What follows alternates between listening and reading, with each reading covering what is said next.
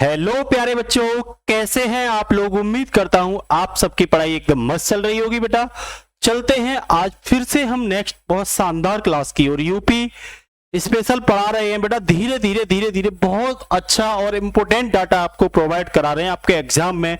बच्चों मैं यूं कह सकता हूं रामबाण साबित होगा जब एग्जाम आए। आप देख लेना, कोई भी एग्जाम क्यों ना हो, UP police, RO, UP PCS, railway के एग्जाम, एसएससी के सभी एग्जाम में आपको मुंह तोड़ जवाब देने वाले क्वेश्चन दिए जा रहे हैं। बेटा कभी आप रुकोगे नहीं, कभी आपको अपना सा नहीं देखना पड़ेगा यूपी स्पेशल में, ठीक है ना, जिसमें हम आपको बेटा बेसिक सी जानकारी आप सबको पता है, थोड़ा सा रिवीजन करते हैं 1 मिनट का, फिर आगे की ओर बढ़ते हैं। जैसा कि डेली की तरह आपको पता है रिवीजन में यहाँ आप सबको पता है, मैंने बताया ही था आपको भाई सबसे उत्तर कहाँ पे कितना है।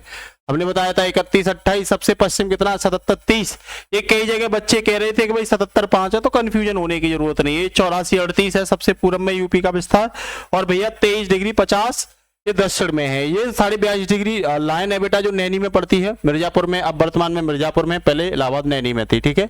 यहाँ से भारत का समय निर्धारित किया जाता है। सबसे पश्चिमी जिला शामली है, सबसे उत्तर जिला बेटा सहारनपुर है, सबसे दक्षिण वाला जिला क्या है बेटा सोनभद्र है। भाई सबसे पश्चिम का पूर्व का पूछे तो ये बलिया है। ये बस याद इतना सा बेसिक सा आपको याद रखना है, ठीक है बच्चा। इसके साथ ही आगे चलते हैं बच्चों।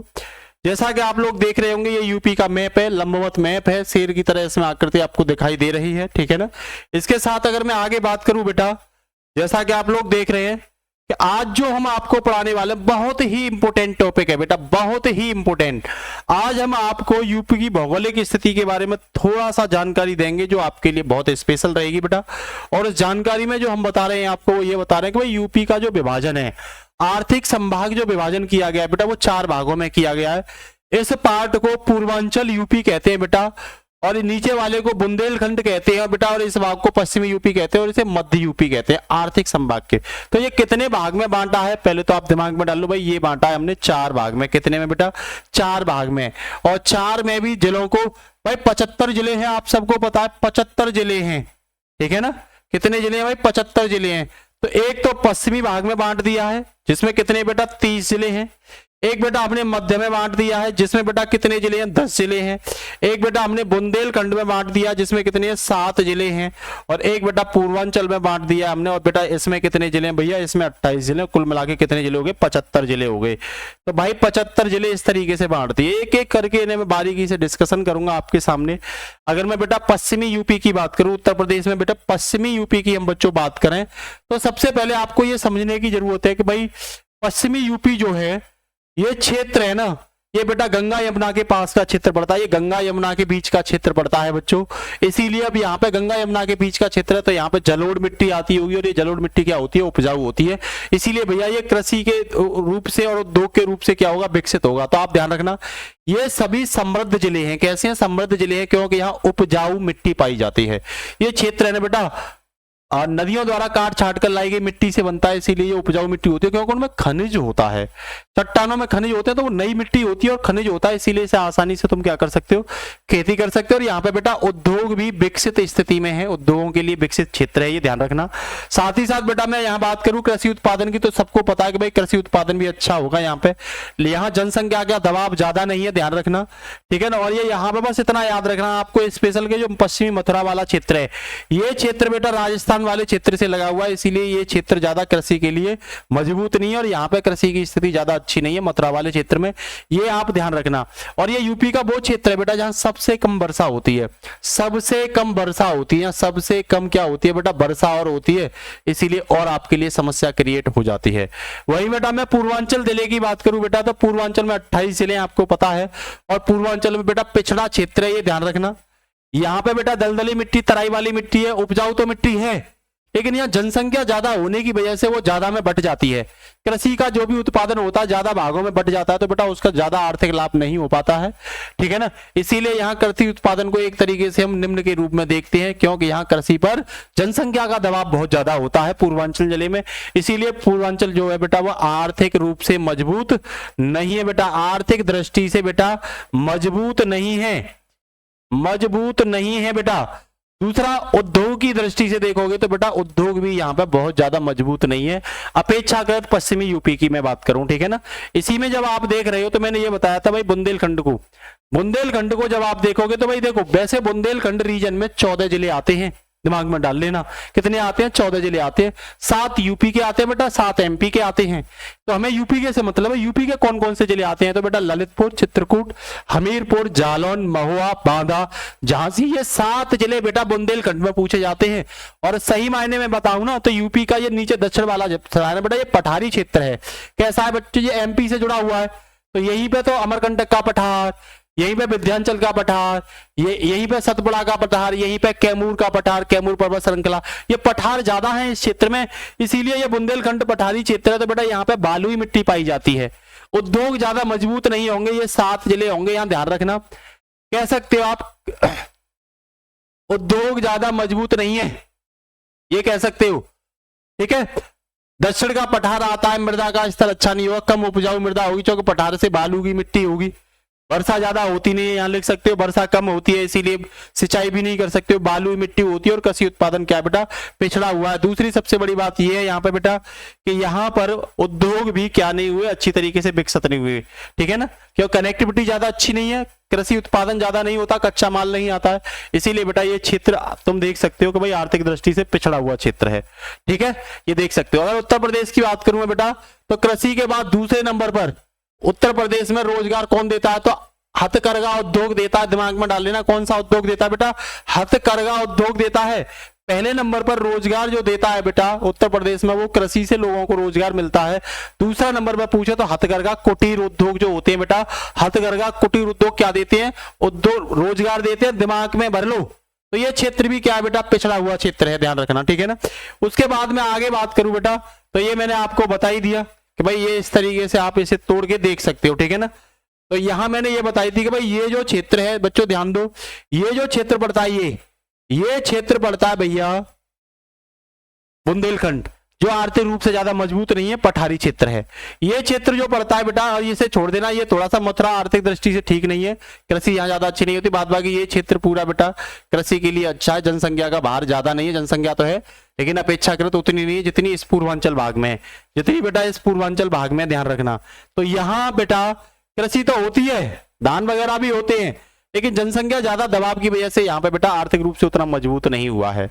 मध्य का जो क्षेत्र है बेटा ये देख सकते हो, ये सामंजस्य बिठाले हुए हैं कृषि में भी और उद्योग में भी, ये ध्यान रख लेना आप लोग, ठीक है। तो ये आपके लिए क्या था, इंपोर्टेंट टॉपिक था। इसके साथ साथ आज का जो इंपोर्टेंट आपको पता ही है, ये मैंने बताई दिए थे आपको, ये बेटा मैंने ये बताए थे, ये वो जिले हैं जिनके हेडक्वार्टर जो है बेटा जिले के नाम पर नहीं है।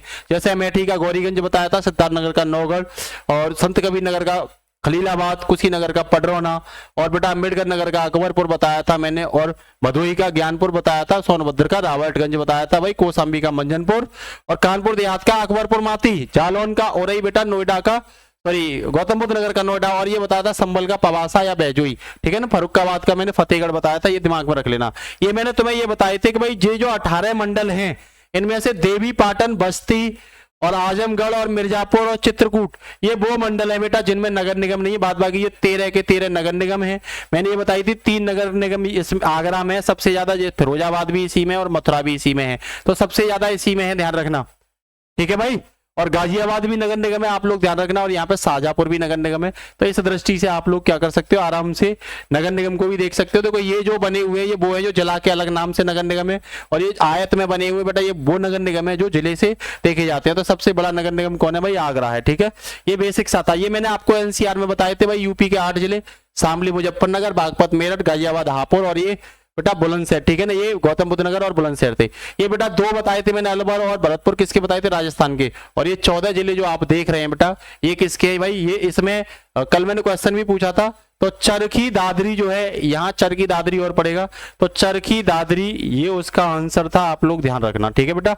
आगे आज जो इंपोर्टेंट है, यूपी के कुछ जो नगर है उनके उपनाम, बहुत यहां से बेटा गांठ बांध लो, क्वेश्चन हर एग्जाम में जरूर पूछा जाता है, तो दिमाग में डाल लो, तेजी के साथ देख लेते हैं। आपसे पूछा संगम नगरी कौन सी है बेटा, तो आप लोगों का जवाब होना चाहिए भाई प्रयागराज को क्या कहते हैं, संगम नगरी कहते हैं। किसको? प्रयागराज को। आपसे पूछे कुंभ नगरी कौन सी है भाई, कुंभ नगरी भी प्रयागराज है। ईश्वर का निवास स्थान भी प्रयागराज बोला जाता है। लेकिन यूपी का 100 विंडो, ये क्वेश्चन पूछा गया, 100 विंडो कौन है? नोएडा। तो नोएडा को नो, विंडो को शो करे, आप कह देना नो नोएडा। इस तरीके से रामभूमि सबको पता है, अयोध्या को बोला जाता है। भू बैकुंठ भी बेटा अयोध्या को ही बोला जाता है, अयोध्या धाम भी कह सकते हो। साकेत धाम भी बेटा अयोध्या को बोला जाता है। लेदर सिटी, ये क्वेश्चन पूछा गया है, कानपुर को, ठीक है ना। लेदर सिटी कौन है? और पूर्व का मानचेस्टर भी बेटा कौन है? कानपुर है। उद्योग नगरी भी कानपुर को कहा जाता है। सिराज ए हिंद, ये क्वेश्चन पूछा गया बेटा जॉन हिंद, सिराज ए हिंद, तो राज कौन करेगा? जॉन करेगा, जौनपुर पर, ठीक है। पूर्व का सिराज किसे कहा जाता है? जौनपुर को ही कहा जाता है। सोनांचल किसे कहते हैं बेटा? तो सोनभद्र को, सा से सोना और सा से सोनभद्र, तो याद रखना सोनांचल सोनभद्र को कहते हैं। पावर कैपिटल ऑफ इंडिया, ये भी बेटा पावर किसके पास होगी? जिसके पास सोना होगा, इसे भी सोनभद्र कहते हैं। मोस्ट इंपोर्टेंट है, कई एग्जाम में पूछा गया, आमला नगरी, बेटा प्रतापगढ़ को आमला नगरी कहते हैं बच्चों, प्रतापगढ़ को आमला नगरी कहते हैं। आमों का नगर बेटा ये मलिहावा है, लखनऊ में पड़ता है मलिहावा। आमों का नगर, नवाबों का नगर भी लखनऊ को कहला जाता है। तहजीब की नगरी भी बेटा लखनऊ है। और अध्यात्म का नगर बेटा वाराणसी या बनारस, कोई भी दे रखा हो। अध्यात्म की बातें होती है, धर्म के बारे में, मंदिरों के बारे में, ग्रंथों के बारे में बेटा ज्यादातर वाराणसी में देखने को मिलते हैं। धान का कटोरा, ये पूछा गया, इंपोर्टेंट है, चंदौली, ठीक है ना। तो धान को कहां पे ले जाओगे? चांद पे ले जाओगे तो चंदौली से याद करोगे। अमरूद नगरी पूछा गया है, प्रयागराज में बेटा। नाथ नगरी गोरखपुर, चौकी गोरखनाथ ने मठ बनाया था। गीता प्रेस बेटा कहां? ये क्वेश्चन पूछा गया है, इंपोर्टेंट है। गीता प्रेस जो है ये गोरखपुर में है, ठीक है ना। छोटा दिल्ली किसे कहा जाता है बेटा? गाजियाबाद को। उद्योग की नगरी भी गाजियाबाद को कहा जाता है, दिमाग में भर लो अपने में, ठीक है ना। उद्योग की नगरी भी गाजियाबाद को कहा जाता है। साकेत राम जन्मभूमि किसे कहा जाता है? अयोध्या को कहा जाता है। भागवत कथा नगर किसे कहा जाता है? सुकुरताल किसे कहा जाता है बेटा? सुकुरताल। आपको ये बताना है सुकुरताल किस राज्य में पड़ता है, ठीक है ना। 88,000 ऋषिकेश की तपोभूमि या 30,000 तीर्थों का स्थान, ये बेटा नेमी सारड है, सीतापुर जिले में पड़ता है नेमी सारड। इसे 88,000 ऋषियों की भूमि भी कहा जाता है बेटा, और 30,000 तप तीर्थों की भूमि भी कहा जाता है। कैची नगरी बेटा और क्रांति नगरी, ध्यान रखना दोनों इंपोर्टेंट है, पूछे गए हैं। कैची नगरी और क्रांति नगरी, क्योंकि 1857 की क्रांति मेरठ से ही शुरू हुई थी। और बेटा कैंची वगैरह और खेल का सामान, सबसे बड़ी खेल यूनिवर्सिटी भी कहां पे है? मेरठ में ही है, ठीक है ना। चाकुओं का नगर किसे कहते हैं बेटा? नवाबों का शहर या चाकुओं का नगर? रामपुर। कई बार बेटा लखनऊ भी आता है, अगर लखनऊ ऑप्शन में ना हो तो आप लोग रामपुर कर देना, ठीक है। वहीं देखो इत्र की नगरी या खुशबुओं का शहर, ये बेटा हमारी भाभी की ससुराल है कन्नौज, डिंपल भाभी की, अखिलेश यादव जो उनकी घरवाली की, तो ये इत्र नगरी बेटा कन्नौज में, ठीक है ना। आपको ये बताना है कि भाई इत्र नगरी का, इत्र का आविष्कार किसने किया था, ठीक है ना। इत्र का आविष्कार किसने किया था? काशी की बहन गाजीपुर को कहा जाता है।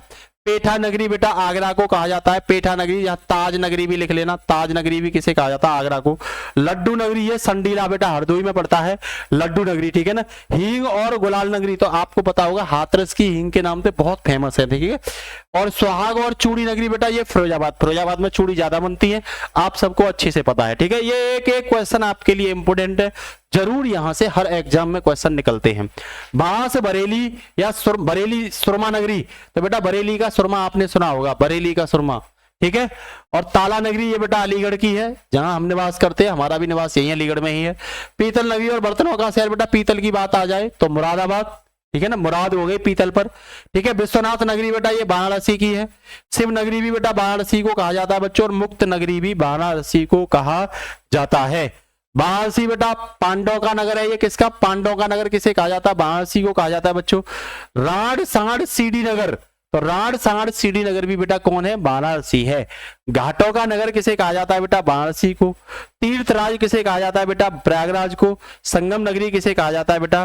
प्रयागराज को भी संगम नगरी कहा जाता है। तो ये बहुत टॉपिक है बच्चों, जो आपके एग्जाम में आपको नंबर देने से पीछे नहीं हटेगा, तो दिमाग में भर लेना।